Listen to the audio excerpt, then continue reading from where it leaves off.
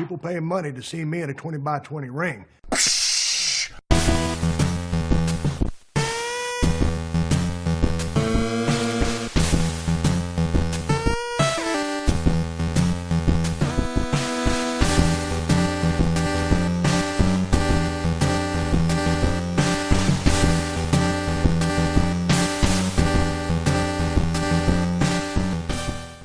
Hello, wrestling fans. Welcome to another episode of the 20-by-20 Ring Crew. I'm Matt alongside Joe. What's going on? And that there is my dog Hootie. Hootie who? Who's making all that noise. Episode 67 at you. And I want to start off the show by talking about something that you and we do on another show, a YouTube show, and that's fantasy booking, because fantasy booking is so fun for us. You know, we get to basically talk about matches we want to see. And then you get those fantasy matches that come true. You know, like Kenny Omega versus Chris Jericho. Or we got to see Cody versus Dustin Rhodes. Yes. You know, we got to see... You get to see matches that, you know, oh man, like, whether it's a generational thing, whether it was... They worked in different companies at the time.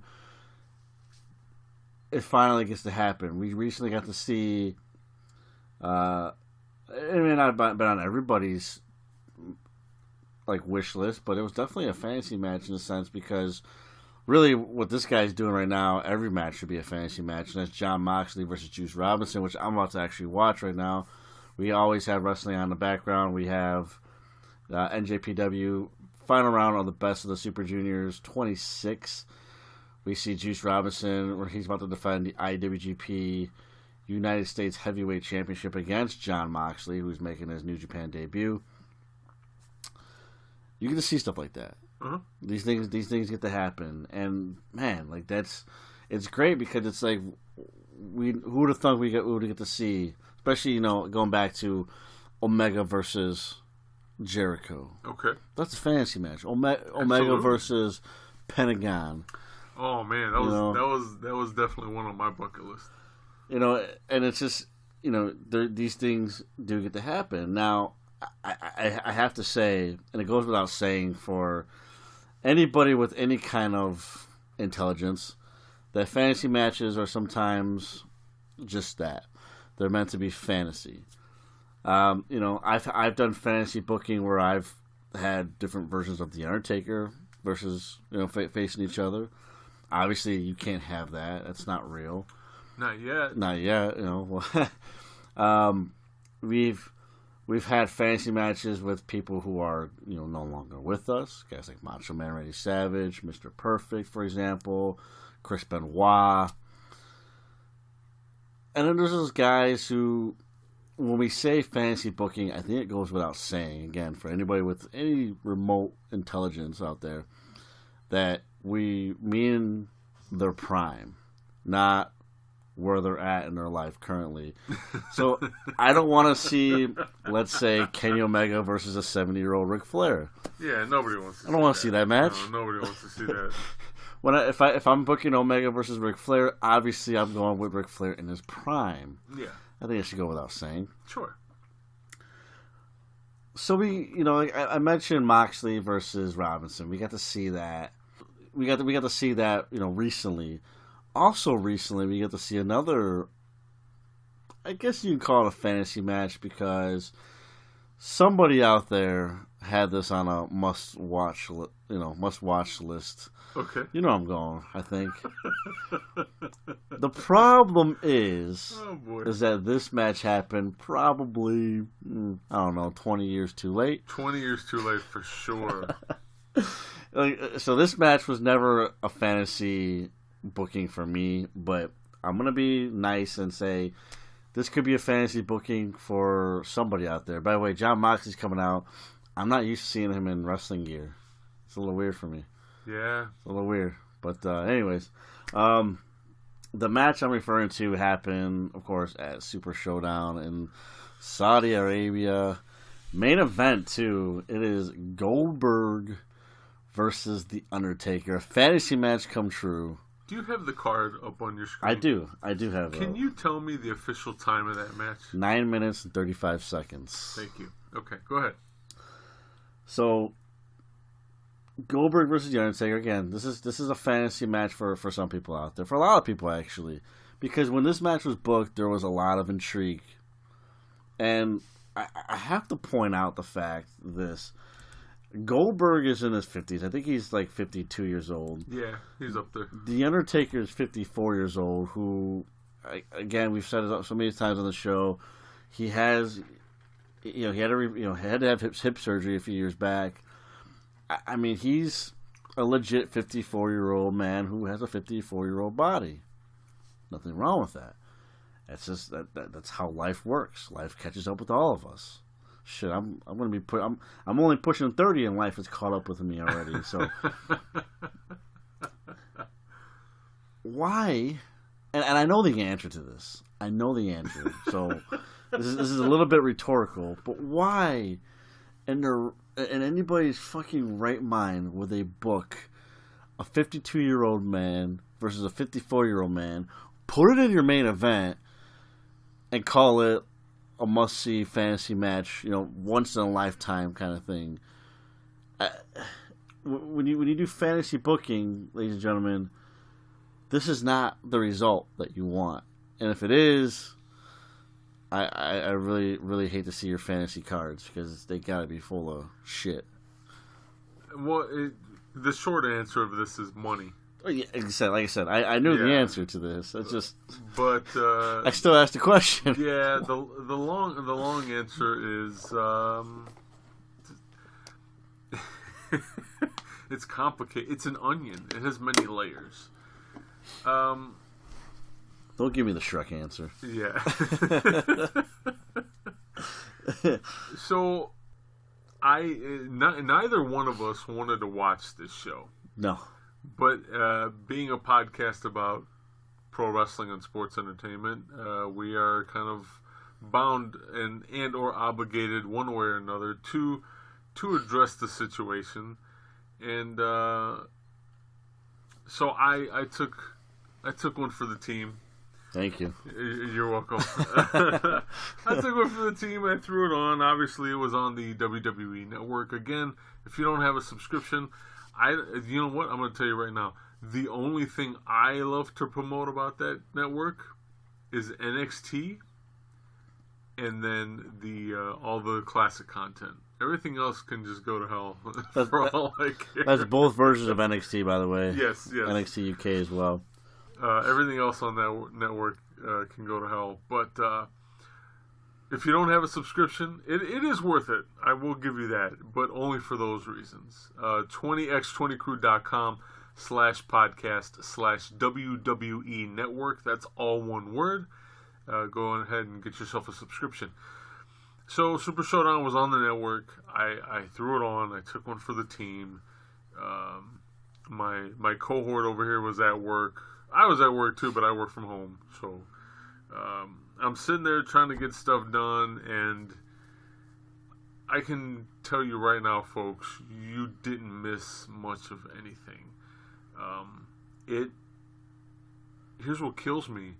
They kept the announce team kept saying that this has it has a WrestleMania feel. Oh my god! I don't know if I don't know if they realize it, but saying that is detrimental to what they're doing, because this past WrestleMania was fucking long and horrible. So why would you want that WrestleMania feel to your card? But that's exactly what this was. Long and horrible. Let's go back and let's get back on track here, and let's talk about The Undertaker versus Goldberg. First of all, terrible idea putting them in the main event. I get it. They're the attraction, and that's one of the onion layers I have to address here. They are an attraction. Yeah. Great. If this were 20 years ago, count me in. I would love to see this match. But we are not 20 years in the past. We're 20 years in the future. Right. Well, let me just dive in here just for one second before you finish, because I know I do want you to pick apart the layers here, but you have we've talked about this before with Ronda Rousey. Ronda Rousey is an attraction. Ronda Rousey is going to sell tickets. Ronda Rousey already sold the tickets. Therefore, you could put Ronda Rousey in the first fucking match. Guess what? They're not leaving. And if they are, you already got their money. You've already accomplished what Ronda Rousey was there for. She was there to put butts in seats. That's what she did. Mm-hmm. You don't have to put a title on her. You don't have to put her in the main event. Just let her fucking sell tickets. Brock Lesnar, Bill Goldberg and The Undertaker, let them sell tickets. That's what they did. Let them be a way to get your domestic audience to tune in at 1 p.m. or 2 p.m. whatever it was on a Friday afternoon and watch this show. Okay, you want to see that match? Fine, but they don't. It doesn't have to be the last match. Yeah, and it's not like we're dealing with a TV rating here where you have the possibility of your core audience tuning out at a certain quarter hour. Right. If that match goes off earlier in the card. No, this is a pay-per-view. It's on the network. They've already got your money one way or another. Throw the fucking guys. I get it. They're both legends in their own right. Or that they're going to be labeled legends. I give The Undertaker legend status. Goldberg, no, not so much. Yeah, I agree. But they have those legend, that word legend attached to their name. Mm-hmm. They're going to be pushed as such. There should be some sort of respect towards that. I get that. So don't put them at the beginning of the card. Put them mid-card. Anything but the end of the card. This is not the type of match that you want to send an audience home, whether it's live or on TV. Right. You don't want to send them home with this. No, there's no. Just no. Yeah. I was telling Matt too. The announced team for Super Showdown was the bickering triplets, Renee Young, Michael Cole, and douchebag himself, Corey Graves. And they mentioned the heat, the actual temperature. Right. Real heat index was 101 degrees, which is insanely hot. So you have all the performers going through that, and don't get me wrong, I'm 40 years old, and I feel heat differently than Matt does. I mean, we both feel it, but yeah. I can assure you, I don't want to sound like an old fucking curmudgeoned old man, but I'm going to here for a second. It fucking sucks. Yeah. It gets to you quicker than it probably should. So, you have to factor that in, and let's face it. They're in Saudi Arabia. The way their climate works, it doesn't necessarily cool down super quickly at night. Like just because the shit was going on, and then you got pyro going on, and all those people in the stadium, so you have all that heat just pushed into the same fucking place all at once. It's a bad idea. It's a bad idea for long matches to happen. It's a bad idea for old people to be in there. It's just, there should be common sense. But common sense gets thrown out the window, and because it's an attraction, we're going to throw them on the main event. And then to make matters worse, Goldberg decides to be Goldberg. And he headbutts his dressing room door to show how badass he is. The only problem is he pretty much concussed himself doing that. So he gets to the ring. He's already loopy. The bell rings. They start to go at it. There's 2 immediate spears by Goldberg, which he landed completely in the corner. And he fucking hit his head again. And this time he's bleeding. He's bleeding profusely. It's not letting up. And that is why I'm surprised they went close to 10 minutes. But that is why this match was less than 10 minutes. But you know what? It's kind of a double-edged sword. It was a blessing and a curse. Because at least this way, like, hey, he knows he's fucked up. Call the match. Let's get out of the ring. And be done with it, because you fucked up. So that's. I thought Vince had a problem with this from the last time he was in WWE. Because I remember he cut that promo and he's just bleeding. It was just awkward because he didn't do anything. He did. Essentially, he did the same thing to himself. This is what he always does. Yeah. He bangs his head on the door for some stupid reason, and he hurts himself. And That's worse than what if people were talking about, like, you know, gassing yourself like Ultimate Warrior used to do.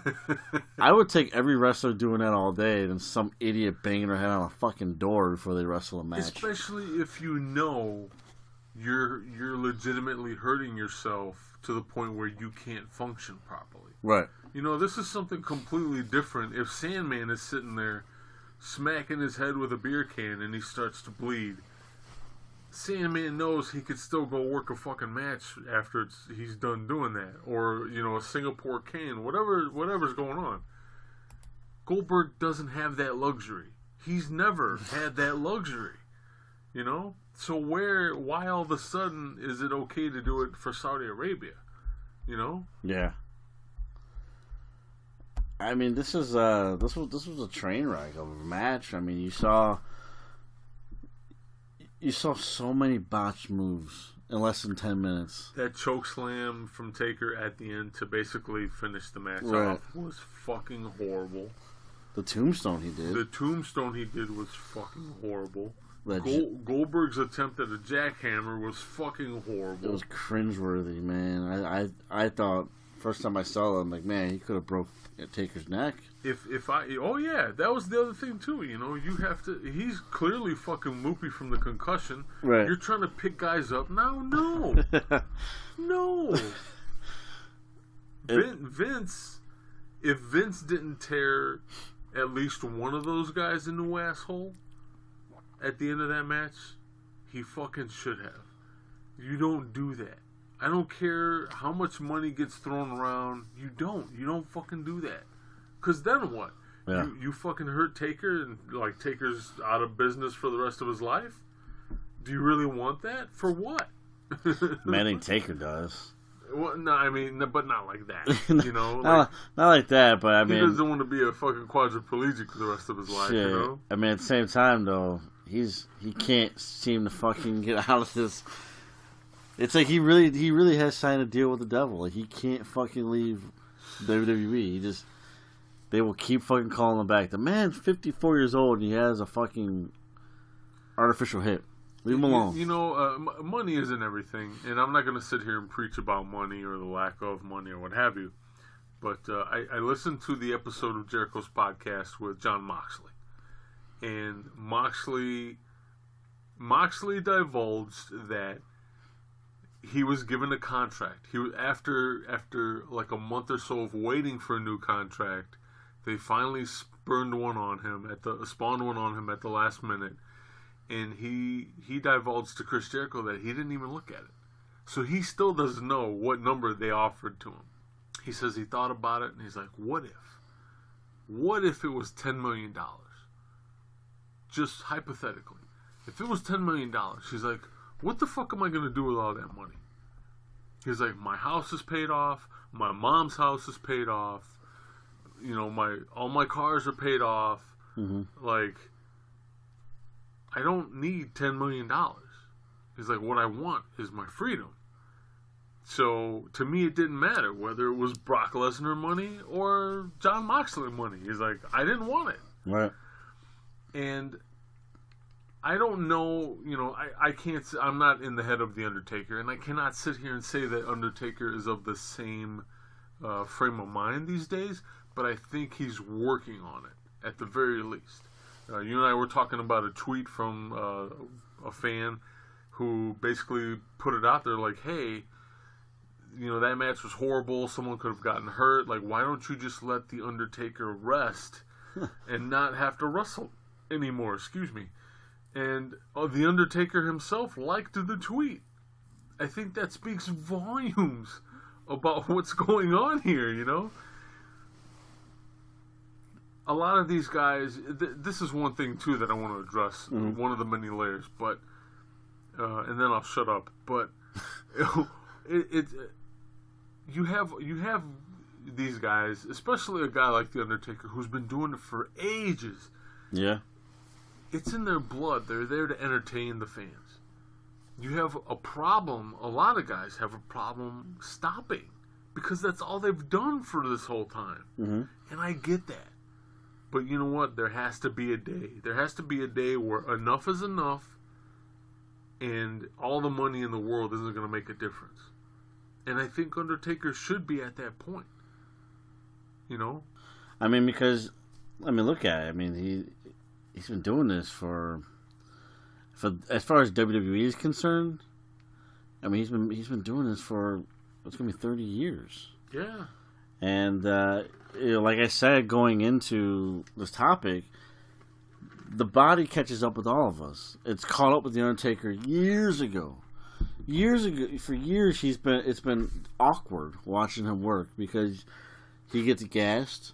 The Undertaker has made a career out of stiffing guys who have gotten gassed in the ring. He has a level of expectation as far as stamina is concerned. And now he's the guy that gets gassed because he's an old man. Yeah. As far as pro wrestling is concerned, he's an old man. I'm sorry to say it. He's been an old man for a long time now, and it's sad. It's sad that this is what he's forced to do. I don't know what kind of contract that he has that says he has to do this, or maybe the man looks at it as the paycheck's worth it. But certainly, if you're liking random fans' tweets about basically about wanting to not do this anymore, then maybe you need to reconsider what you're doing if you can. But it's sickening. It's sickening what the money is doing to the WWE, because the Saudi Arabia deal that they have has proven in just now on its second year to be a detriment to the company. Yeah. And it will continue to be such that. I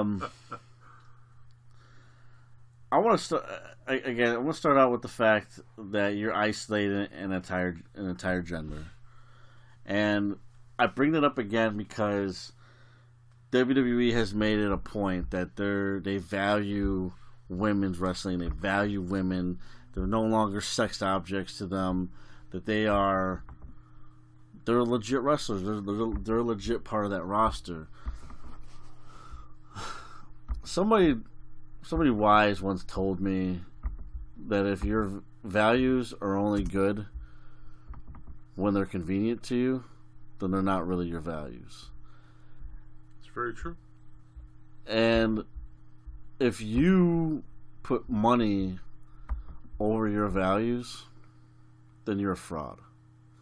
Yeah. And WWE is one big giant fraud, because for the third Saudi Arabian show in a row, women are not competing in that ring. And look, I get it. I get it. It's a lot of money. But morality has to mean something. If it doesn't, then you lose your integrity.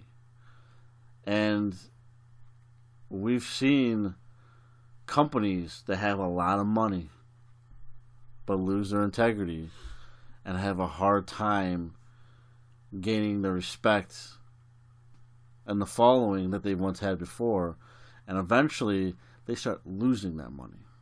Yeah. And again, it's not something that we want. It's not something that I'm saying is happening anytime soon. But in a wrestling world, or just a world in general, where we are finally starting to give women equal opportunities, to say, you know what, I'd rather have the money than have the values, than treat these women like actual human beings. You take too many steps backwards in comparison to your competition. Yeah. And my competition, I don't mean just AEW, because I know that a lot of people are going to assume that. I mean pro wrestling in general. Yeah. Mm-hmm. With the exception of like New Japan and stuff like that. But wrestling in general has stepped up when it comes to women wrestling. that women wrestling is a legit thing. And again, I'm not, I get it. You want to respect Saudi Arabian government. You want to, or I mean, in some cases, you have to follow the rules. Is it worth it? And here's another thing that was brought to my attention. You got guys like Sami Zayn. Sami Zayn, who let's call it what it is. He's not going to get pushed, at least not as a top contender in WWE. There's probably a less than 5% chance of that ever happening. Probably less than that. And that's not anything against Sami Zayn. That's just because he doesn't fit the criteria. He's a phenomenal wrestler. There's no doubt about that. But Sami Zayn, because he is not the same type of Muslim that you have to be in Saudi Arabia, he can't come. He cannot participate in the Saudi Arabia shows. Aleister Black, because of a certain tattoo that he has, the one on his back, I think is the one that's under question. I believe so, yeah. Mm-hmm. He cannot compete because of a fucking tattoo. Yep. He cannot compete at the Saudi Arabia show. Now, Aleister Black is more intriguing because here's a guy that's being reworked, and not only being reworked, but being reworked by Vince McMahon himself as well as others. And it's very apparent that they're going to run with this guy. Yeah, they want, for all intent and purposes, they want him to be the Undertaker's replacement. They want him to be a superstar in the company for a long time. So let's throw out a scenario. Aleister Black, 2020 Royal Rumble winner. Could happen, right? Yeah, easily. We all know what happens when you win the Royal Rumble. You get a shot at the world title at WrestleMania. At least you're supposed to. Well, a title of his choosing. Yeah. And doesn't matter if Universal or WWE, he wins the title. Sure. And you have a Saudi Arabia show happening May or June. Well, guess what? Aleister Black's got to lose that title now. Yep. He has to lose that title because he can't compete. And the Saudi Arabia show is not. They want that title defended. Sure, yeah. Yeah. But you can't have Aleister Black do it. Nope. Where do we draw the line? Where do we say, you know what, Saudi Arabia, we're gonna do what the fuck we want because this is our company. Where do we grow a spine and say, you know what, like, all right, we'll abide by some of your rules, we'll respect your culture because we have to, because essentially we're in bed with you, but you know what, we're not going to just fold because you tell us to fucking fold. You know what though, I think this brings up, like, your point is completely valid, but I think this brings up a bigger issue. It isn't just about Saudi Arabia. If Triple H has it his way and and NXT, even if it's just NXT, continues to expand the way he wants it to expand to multiple countries, multiple entities, they're going to come across this again somewhere else where certain wrestlers aren't invited or certain wrestlers cannot perform for one reason or another. Right. You're right. Where does it end? How much is too much? You have a business to run. It should be run without some of these things getting in the way. But it doesn't seem like it's going to stop. I don't want to sound like one of those people like, hey, life isn't fair, but life isn't fair, and quite honestly, they're not, as long as they're being paid, let's face it, they're not going to back out of this deal. They're not.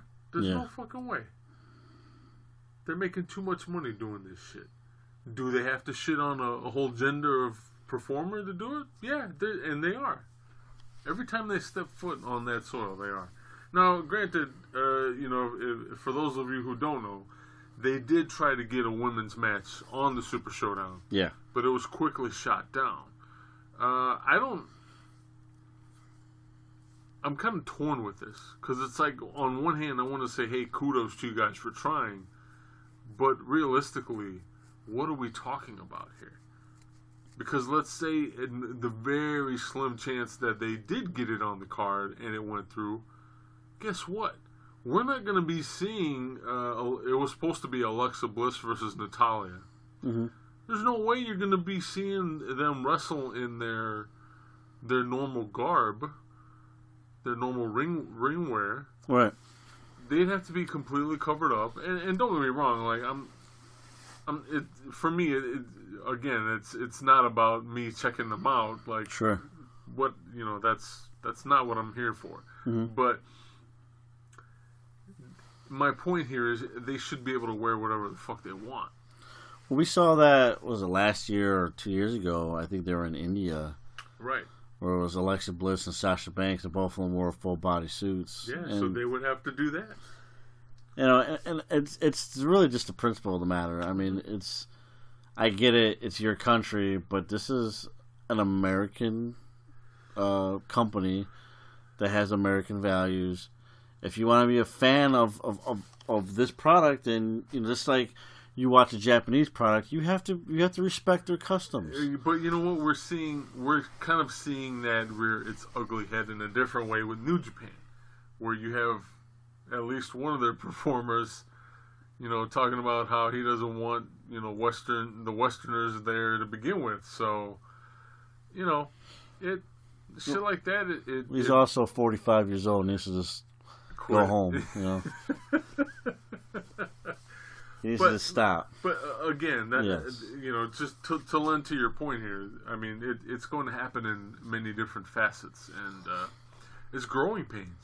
We're headed towards that with a lot of companies where they just want to expand their brand globally, and they're facing a bunch of bureaucratic red tape one way or another, and it's not all pretty, folks. It's just not. This is something that is still, you're right, it's something that is still relatively new because, we come from a world in general where, North America was its thing, Asia had at least two different aspects of Asia, Europe had two different aspects of Europe, like, it's just, you had, like, this is our thing, this is your thing, you stay on this side, and we'll stay over here, and now that worlds are colliding, you're going to get that cultural differences. Yeah. And everybody needs to respect each other's stuff. I get that. I'm not saying go out there and be, blatantly disrespectful to Saudi Arabia, but there's got to be a median. There should be. I don't know if there ever will be, but there should be. This is the same thing as when when you had Japanese wrestlers go to Mexico. Yeah. And like Naito become part of the Los Ingobernables faction, you had a lot of the Mexican fandom down there basically shouting racist remarks at him. Yeah. Because he was unwelcome there. And, he's there to wrestle. Yeah. I get it. If he's a heel, that's fine. Right. You don't have to call him out in a racist manner.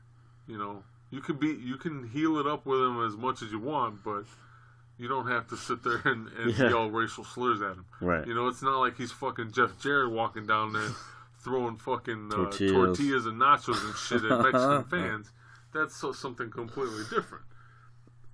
Yeah. Well, he was praised by that. I don't get that. It's weird. I don't fucking get that one bit. If that were me, I would have been offended like a motherfucker.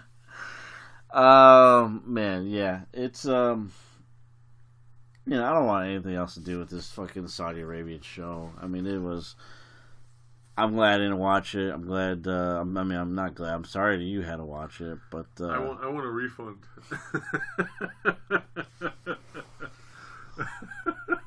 That's worth like a year's worth of fucking refund. Something, right? That's how much it took out of you. It was just, again, Goldberg and Undertaker. I mean, too many years too late. And then we're behind the curve. This Super Showdown puts a damper on everything that you're doing because you have to stop production to promote stupid matches like Orton and Triple H, like Goldberg and Undertaker, like Shane McMahon and Roman Reigns. Irrelevant matches, all of them. But we had to promote it because we gotta earn our money. Well, see, you know what? As far as being irrelevant, like there's gotta be something that they can do there too, where the content they're offering is exclusive to Saudi Arabia. Even when it comes to storylines, it should be that way. I think it lends, like the appeal there for me would be exclusivity. Yeah. You know, as a fan. Like, oh, wait a minute, I'm only going to get to see this match going on in Saudi Arabia because it's in Saudi Arabia, but you're going to make it available to me? Right. Cool, I want to see that. But they don't. It's more the same shit. By the way, they were, during the commentary, during the Shane McMahon match, I love how they just kind of swept their own fuck up under the rug when they were talking about The Miz and Shane McMahon during that cage match. Where they fucked up the rules. Mm-hmm. The way they covered it up was with commentary during the Saudi Arabia show. And Michael Cole was like, yeah, you know, last month Shane basically got away with everything because he's a spoiled, you know, rich kid or whatever, and he had the referee kind of, you know, call the match his way. And I'm like, are you fucking joking me right now? Like, that's not what happened. You guys fucked up. But I digress. Shit show, one way or another, it was a shit show. Not something I'm going to watch. But yeah, please don't. Speaking of shit shows or lack thereof, again, we have Best of Super Juniors 26 on the screen. We got to see Jon Moxley take the United States Heavyweight Championship from Juice Robinson. He's only the second person to do that in New Japan Pro Wrestling history. Win a championship on his debut? On his debut, yeah. Do you know who the other one was? I'm trying to think now that you said that. No. AJ Styles. Son of a bitch, that's right. Yeah. So the main event for Best of Super Juniors 26 are the two finalists, Shingo Takagi versus Will Ospreay. And if you could, you know, tell by my partner's reaction here. Oh, man. This one right here, potential match of the year. No. Right now, it is the match of the year. Okay. Yup. You're going to have to pull out fucking all the stops times 2 to fucking top this match. There's no way. I don't get me wrong, we got a whole year of Kenny Omega coming up, or a whole half a year of Kenny Omega coming up. So there's potential. Right. There's potential. But right now, front runner for sure, that match. What I find intriguing, and this is a little spoiler here, Takagi, who just did the Best of Super Juniors tournament, he's already put himself in the G1. He wants to be part of the G1, yeah. So he went. By the way, none of those announcements are for sure official. Until we know from the company. Okay. Now, is it true that they're expanding the field, though?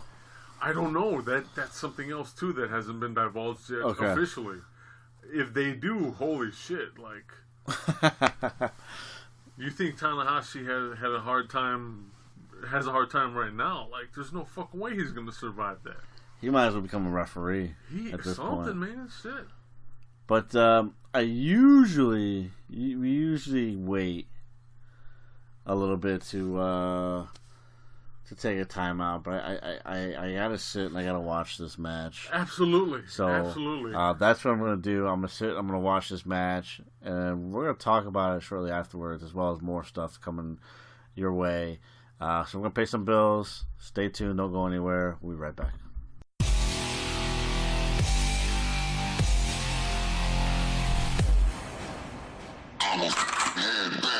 This episode of the 20x20 Ring Crew is brought to you by GameStop.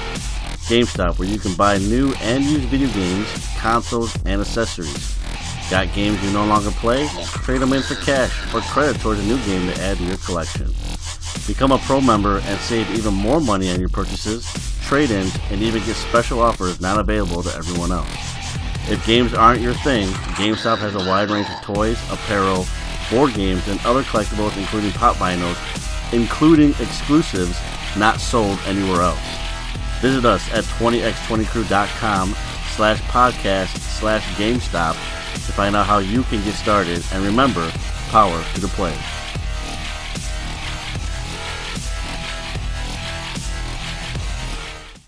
And we are back. Thanks for sticking around while we pay some bills and while we watched me for the first time a match that was a candidate for Match of the Year. Joe had already established that it was Match of the Year. It was the final round of the Best of the Super Juniors. It was Shingo Takagi versus Will Ospreay, and I made the comment after the match was over, because the match went about 33 minutes. That was the fastest half hour of wrestling I've ever watched, and by that I mean it's that alone makes it stand out for Match of the Year, because again, we talked about that with Wrestle Kingdom being extremely long show, but not feeling like it. Not at all. 33 minutes is a pretty long match, and I like when a match went 20 minutes, I was like, "There's no way." I sat here for 20 minutes already, but I did, and 33 minutes of just great wrestling. I mean, that was one hell of a match, and very well could be Match of the Year this year. I mean, those guys absolutely brought it. And the thing is, too, what I loved about it was so many of these moves that were set up, they were done within a counter, all one motion. That was to see that one exchange they had where Ospreay ended up turning it into a power bomb, a Liger bomb, and it was all one fluid motion. I sat there and was like, holy shit, I can't believe I just seen that. Even putting it in slow motion and watching it, you're still just mesmerized. How do you do something like that? I don't know. I'm still baffled. Hell of a match, and that leads into the June 9th show, Dominion, which we are currently watching now. The show just started. We see Shota Umino, the son of legendary Red Shoes, Young Lion. He's about to go one-on-one with Jon Moxley. And we have, just real quick here, nothing official, of course. Mm-hmm. But we have, he's a Young Lion. He's going to get his ass whooped here by Jon Moxley. I like Umino. I think he's going to be a fine wrestler, but he's a Young Lion. He's a jobber, pretty much. Jon Moxley has declared himself as a guy who wants to be in the G1. Mm-hmm. Shingo Takagi, who just lost in the final round of the Best of the Super Juniors as a junior heavyweight, wants to be in the G1. Mm-hmm. Which the significance of that is that this is a heavyweight tournament. Yeah. So he wants to move up now for the tournament. As we see Jon Moxley with the IWGP United States Heavyweight title. He again defeated Juice Robinson at the Best of Super Juniors 26 final show that took place on June 5th. By the way, if we haven't pitched it yet, I want to pitch it right now. Go to our website, 20x20crew.com/podcast/NJPW, and watch what we're talking about. Don't just take our word for it. Watch what we're talking about. You get a month for free. You get a month for free. You get the Best of Super Juniors for free. You get Dominion for free. Kazuna Road is happening. And then the G1 Climax is happening starting July 6th, Saturday. First ever G1 show happening in the United States. In Dallas, Texas is where it will be. So if you sign up, you'll be able to get, at the very least, that show as part of your free trial. So, as well as Dominion, as well as Best of Super Juniors. Right, everything else we just mentioned. You go back, watch Wrestle Kingdoms, go back and watch a bunch of different shit.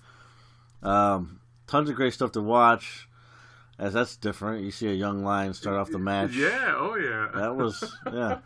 You don't see shit like that. That was pretty cool. That was pretty cool. But yeah, again, 20x20crew.com/podcast/NJPW. Get 30 days for free. Watch some good professional wrestling. There's no super shit shows here. But yeah, so Jon Moxley, Shinjo Takagi. But from what you told me, and we're gonna eventually see it at some point here, as we watch the show. Was it after the Takagi match where Katsuyori Shibata comes out? Yes.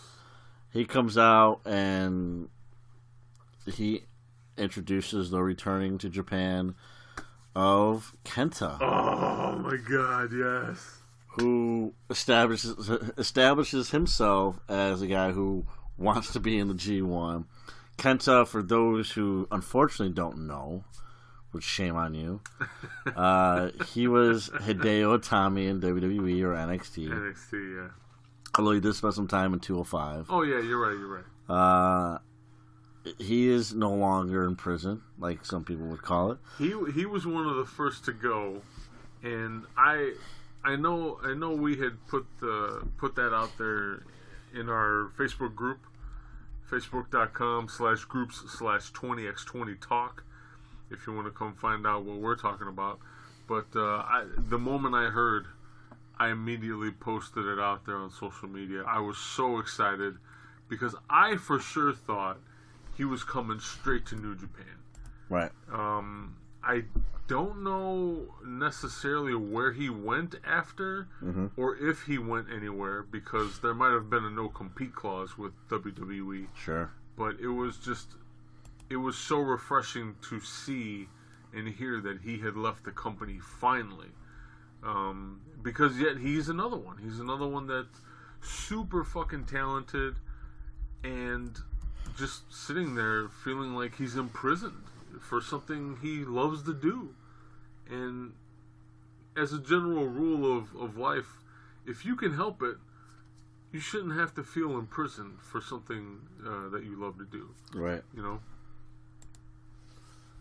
You know, I mean, that this company, you know, not to elaborate on them again, they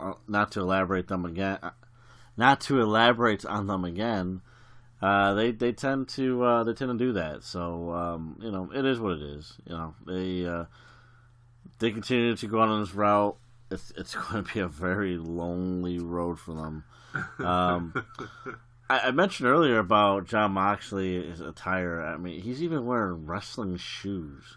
Not boots. No, he's got Asics on. Yeah, which are very comfortable, by the way. If you wore them, okay. I mean, it's like wearing nothing on your feet. Like they're that light. I love them. When I was in the wrestling team in high school, I would wear my wrestling shoes as regular shoes. Shoes all the time, yeah. I mean, they were just so comfortable. But yeah, it is a little weird seeing them like. in gear, like wrestling gear and all that stuff. But anyways, G1 is shaping up to be one hell of a tournament. I'm excited. I just those three names alone, if they get accepted, dude, that's enough of a fucking killing field right there.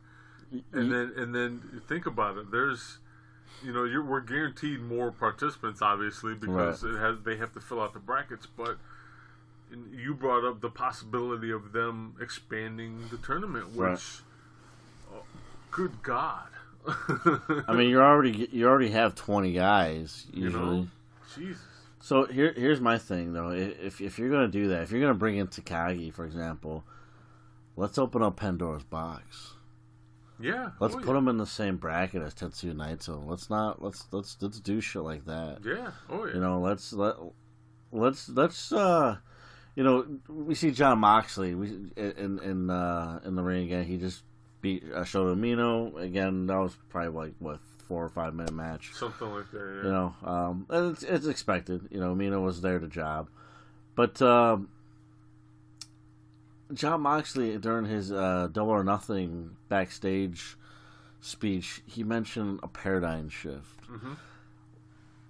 I think pro wrestling as a whole is in that area where we can shake things up a bit. Yeah, this time around, it isn't the same as Sean Waltman leaving the WWF to show up on Nitro with the rest of his boys. Right. And this isn't a war between two companies. This paradigm shift is happening throughout an entire industry. Internationally, yeah. So, yeah, I think that would be crazy, to not capitalize on that. I mean, you already get, guys within the same faction. It's inevitable. Mm-hmm. We're always going to see that. But let's call it for what it is. Takagi versus Naito. Takagi's kind of like that. He's got that persona where he could definitely be the guy to give Naito a run for his money, both in the ring and outside the ring. Yeah. As far as LIJ is concerned, more so than a Sonata as far as gimmick wise. I mean, stuff like that, or just there's so many stories you can tell within this tournament. I mean, guys, this right here, I can't sell you enough on. Like, you have to really consider getting yourself a subscription, because this right here probably is gonna be the best thing to watch all summer. Even if it's, let's say you surpass your free trial period and you get charged for a month. Even in that extra month of service, even if you decide to cancel after that, mm-hmm. the amount of completely fucking awesome wrestling there is on that service, it's unfathomable. Trust me, you will absolutely love your subscription, and it's only going to get better as the summer goes on. This G1's going to be fucking crazy as shit, or as the kids say these days, lit. Well, you're more into it than I am, because I have a teenager, so these kids. Yeah, she would be shaking her head and rolling her eyes at me right now. By the way. Well, I thought you were cool. Oh man, yeah. Here's as far as going back to Takagi versus Ospreay.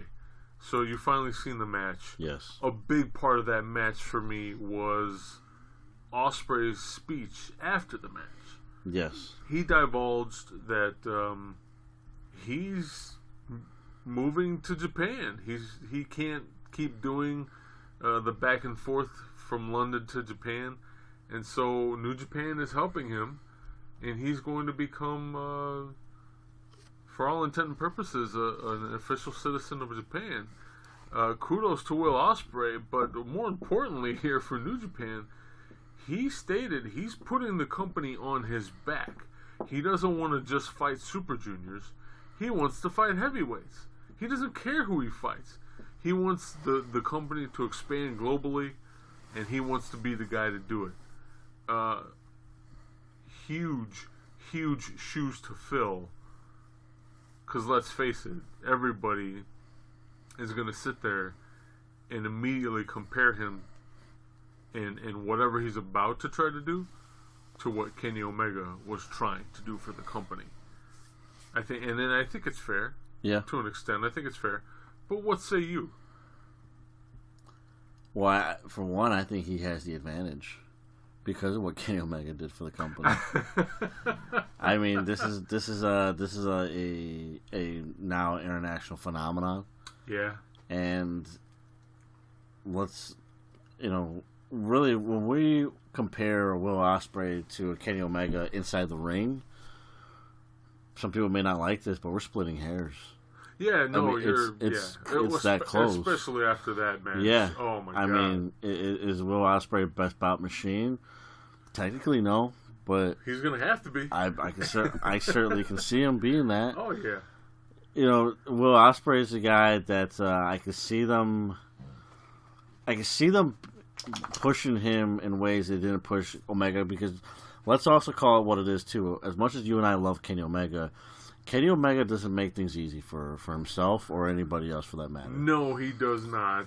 He has a way of rubbing people the wrong way, and it's Especially that locker room. especially in that locker room. You know, I made the joke, and it shouldn't be funny because thankfully he's okay, right? I mean, Ibushi's okay. He is. He's okay. He's okay. So I didn't watch the match yet, but you told me the Ibushi, Kota Ibushi versus Tetsuya Naito match was very physical, and there was a lot of spots where Ibushi. There was one particular spot where you thought initially that Ibushi, not only was he hurt, but potentially could have been paralyzed. In that situation. it was a really bad spot. He took a really bad bump on the neck, on the apron, like right, almost on the corner of the ring. I'm not ready to see that bump, but it's pretty tough to watch. And I made kind of a joking comment. Again, it's not funny to see somebody get that hurt. Thankfully, he is okay. That Naito took that shot at Ibushi due to his disdain for Kenny Omega, and you know we all know how close Ibushi and Omega is. We talked about it last week too on the show. I mean, I'm not saying that's exactly what happened there, but you know, it's Omega doesn't have a lot of allies in New Japan. He didn't leave with a lot of allies as much as he did for the company. He's not an easy guy to deal with. He's there's something about carrying a company on your shoulders where you have to be a different breed, and that's where Will Ospreay might differ a little bit. And I mean, does he have what it takes to fight the system if they don't run with him? That's yet to be seen. As far as in ring goes, there's no doubt about that. He can hang with the best. There's no doubt about that. I didn't need the Takagi match to prove that, but I'm glad I got that for many reasons. But you are also at the point too. Again, we talked about the paradigm shift, where it's either you evolve, you adapt, or you get left behind. Yeah. If Ospreay is saying I'm going to carry this on my back, he better understand that. And he better be able to convey that to the rest of the locker room and management. We have to adapt. We have to evolve. Or we're going to be stuck in a stone age with the other companies that didn't evolve. But because of what Omega did and what other guys have done and helping making New Japan a bigger name in pro wrestling internationally, I think he's the right guy.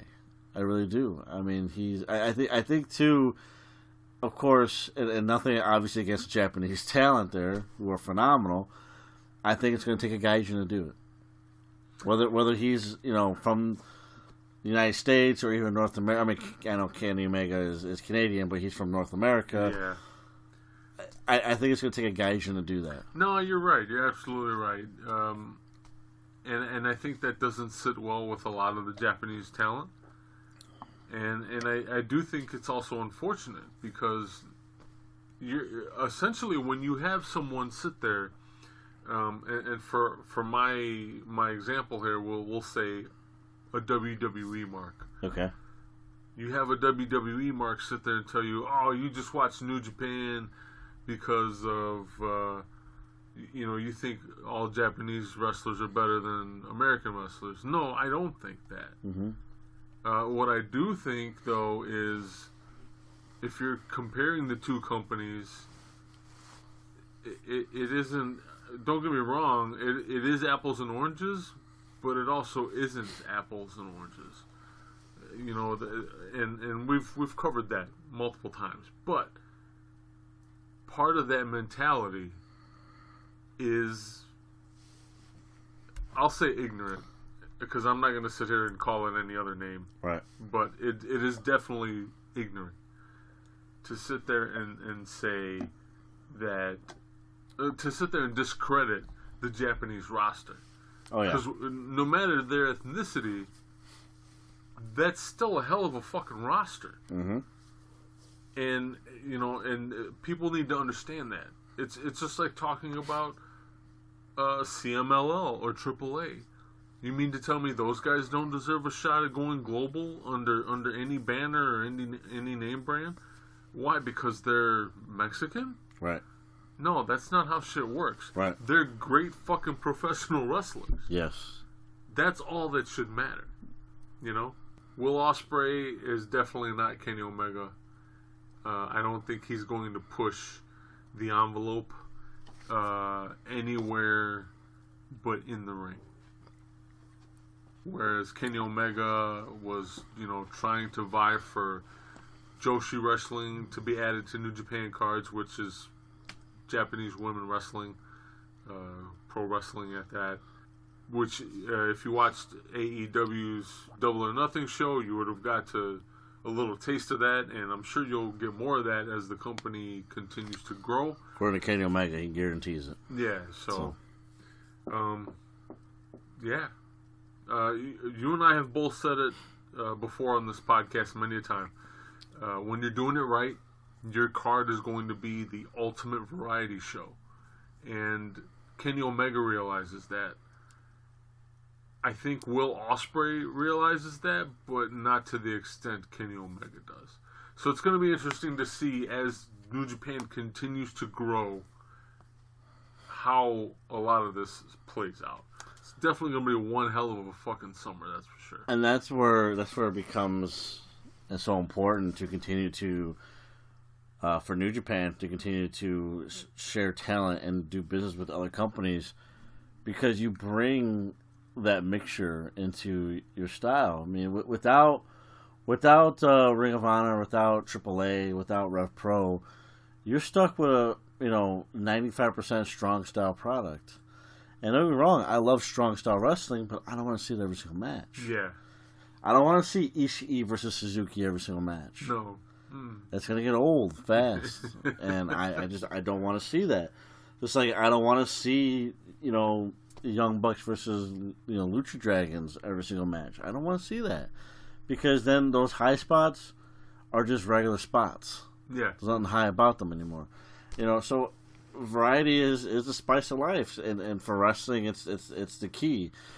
And New Japan is on that cusp of, are they a traditional company, or are they like other wrestling companies where they're willing to adapt to where they need to be in order to stay relevant and, more importantly, just be entertaining. And it's going to be interesting to see that. Can Will Ospreay help the company? Absolutely, but also too, keep in mind, he's not the booker.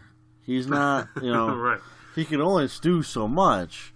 He's still right now technically a junior heavyweight, so I mean, it doesn't like he has a lot of say within the company, but. The company is doing really well right now with certain gaijins. Obviously, a guy like Jay White, he's he's one of your top guys in the business right now, the leader of the current Bullet Club. You run with guys like that. I'm not saying every single time, like you need to have a bunch of gaijin champions, but just have guys who are not of Japanese descent that are legit players. Yeah, and that right there shows that, hey, we're willing to play ball with everybody. Just like it would be great for a company like AEW to have somebody of Asian descent to say, you know what, we're a top player. Yeah. I mean, just you have that melting pot. I mean, again, it works so well for so many different companies, including pro wrestling.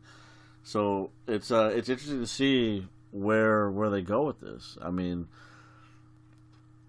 there's a lot of things that can be done, especially in the G1 too, and that's it opens the door for those dream matches we talked about earlier. I mean, if you get like a Jon Moxley versus Kenta, that'd be a pretty badass match. Like I'd watch that all day long. And to think, it could have happened in that other company had they fucking played their cards right and realized what they had on their hands. You mean you have somebody like Kenta and you don't make him a cruiserweight? Dude. You put him in a ring against Dean Ambrose, and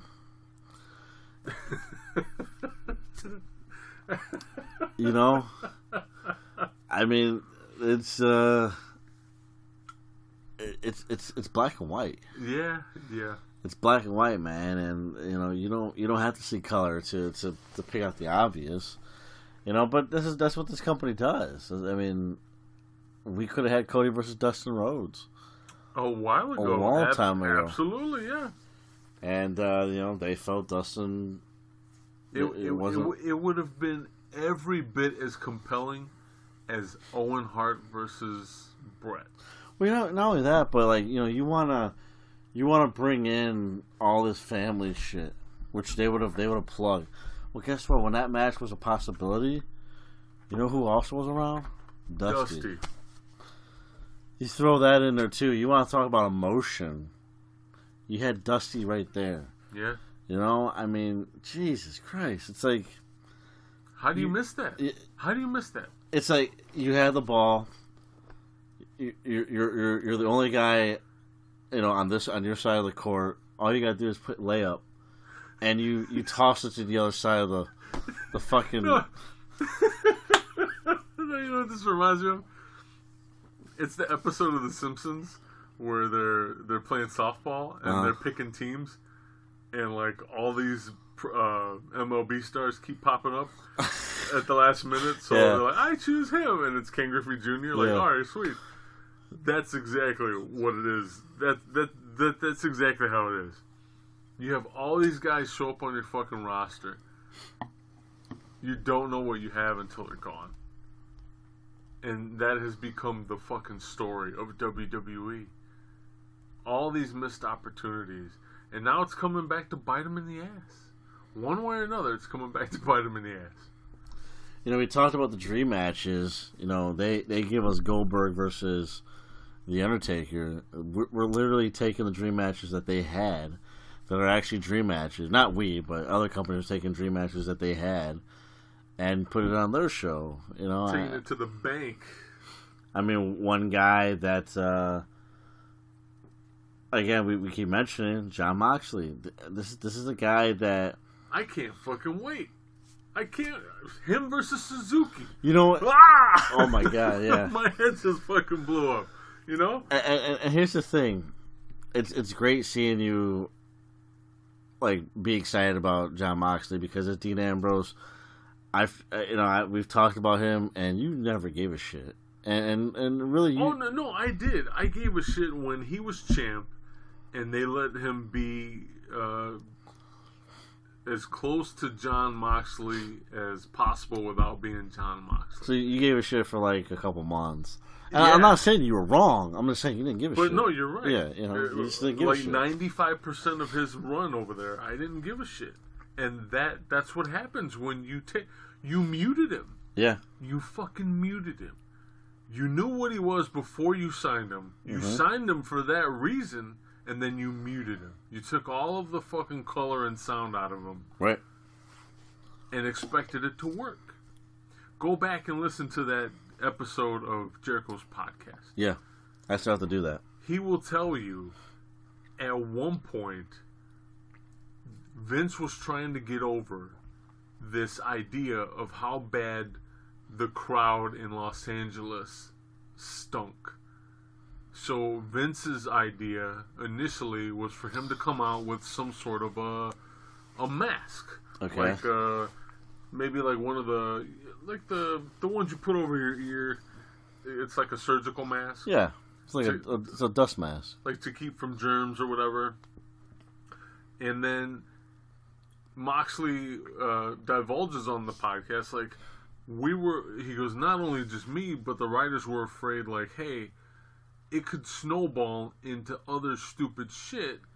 And he was half serious when he said this, but he said eventually he heard through the grapevine of writers that eventually it would become a gimmick with Vince, to the point where it very well could have been he would have ended up in front of a crowd ready to get heat from the crowd by walking in a full hazmat suit, talking about he needed that to wear that in order to get the stench of the fans off. It would have snowballed into that. And Moxley's like, how fucking stupid of an idea is that? He's like, but that's the type of stuff that I had to deal with in that company. That's what everybody is having to deal with in that company. Did he have to wrestle in a hazmat suit? No. He didn't, but he was saying it would have got to that point. Sure. And then what? Yeah, he probably would have had to wrestle in hazmat. And that's what they're all dealing with over there. He made it very. I think the best thing he said during that podcast was very succinct, and what he said was, everybody's there just trying to perform enough to survive and not look like fucking idiots. I think that sums it up really fucking well. Because let's face it, that's what they're doing. You're being put. You have all these constraints on you. They want you to do this, this, and this, and it has to be done this way, and you can't say this. What do you expect? What do you expect? And I'm done. I'm done ranting about that other company. There's plenty of other awesome fucking wrestling out there for you guys to be watching. And there's a lot for us to bitch about WWE. Like the fact that we're still pushing another 50-year-old man, Shane McMahon. I mean, he got over on Roman Reigns. Oh, Lord. And look, I'm not a big Roman Reigns fan anymore, but it's like, what is this? What is this? What? Yeah. Stop. Stop. Is there something you can do, like, behind the scenes? Just stop. Just stop. Anyways. Really quick before we're wrapping up the show here, more or less. But really quick, we've been talking about WWE Super Showdown more or less here or there. One thing I did want to point out: there are plenty of other women wrestling avenues you can walk down and watch and be completely fucking entertained anytime they put one of these shows on. To name a few, Shine. You have the Women of Honor in Ring of Honor now. Yes. Fairly new, obviously, but they're getting there. You have Stardom. You have WWR Pro. You have Beyond Wrestling. Go to Powerbomb TV, powerbomb.tv, and use code BEYOND, all in caps, and you're going to get a 20-day free trial. Check them out. Yep. The stuff they put on during WrestleMania weekends is just about what they do per the norm. And now they have a weekly show. Yeah, now they have a weekly show. So, I mean, that's awesome, man. Fucking ICW, which is Insane Championship Wrestling. Huge in the UK. Should be huger out here. I don't know why it's not. They have their own streaming service for $6.99 a month.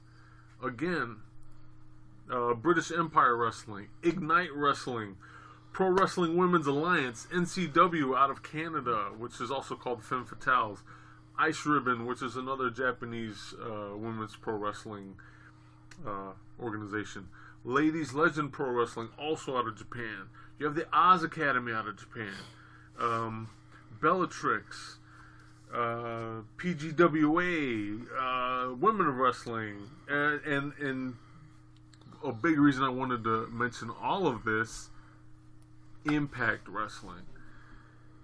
For Slammiversary this year, for those of you who aren't in the know, they are doing their first 4-way all-women Monsters Ball match. Wow. Holy fucking shit. It's all raising the bar. That is, yes, by stories. I can't fucking wait for that match. Yeah. I can't fucking wait. Kudos to them and the strides they're making too.